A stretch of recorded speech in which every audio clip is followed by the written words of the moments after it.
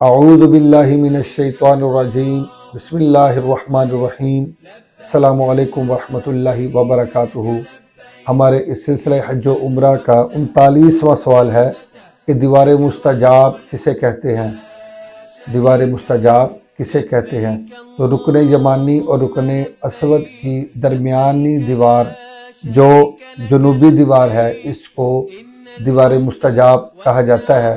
یہاں اللہ پاک کے حکم سے 70,000 فرشتے مقرر ہیں، 70,000 فرشتے تعینات ہیں جو دعا پر آمین کہتے ہیں، اس لیے اس دیوار کو دیوار مستجاب کہا جاتا ہے۔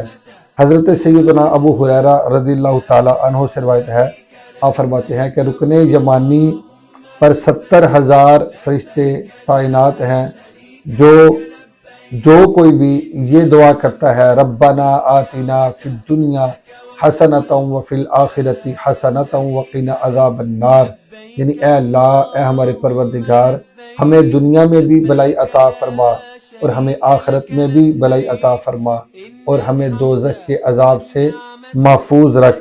تو جو کوئی یہ دعا کرتا ہے تو فرشتے اس دعا پر آمین پکارتے ہیں۔ یہ ہے دیوار مستجاب۔ ہمارے اس سلسلے کا 41واں سوال ہے کہ مقام ابراہیم کسے کہتے ہیں؟ مقام ابراہیم کسے کہتے ہیں؟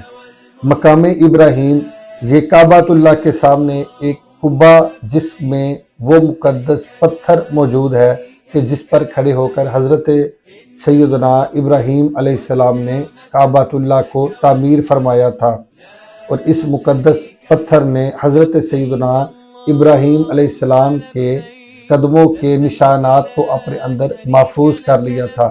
اس قبہ کے اندر آج بھی وہ پتھر موجود ہے جو بیت اللہ شریف کے کعبۃ اللہ کے بالکل سامنے ہے۔ مقام ابراہیم کے متعلق اللہ پاک نے قرآن پاک میں سورہ بقرہ میں ارشاد فرمایا، اعوذ باللہ من الشیطان الرجیم وَإِذْ جَعَلْنَا الْبَيْتَ مَثَابَةً لِلنَّاسِ وَأَمْنًا وَاتَّخِذُوا مِن مَّقَامِ إِبْرَاهِيمَ مُصَلًّى۔ اللہ پاک نے ارشاد فرمایا، اور یاد کرو جب ہم نے اس گھر یعنی خانہ کعبہ کو لوگوں کے لیے رجوع اور اجتماع کا مرکز بنایا اور حکم دیا کہ ابراہیم کے کھڑے ہونے کی جگہ کو مقام نماز بناؤ، یعنی مقام ابراہیم پر نماز ادا کرو، اس جگہ کو جائے نماز بنا لو۔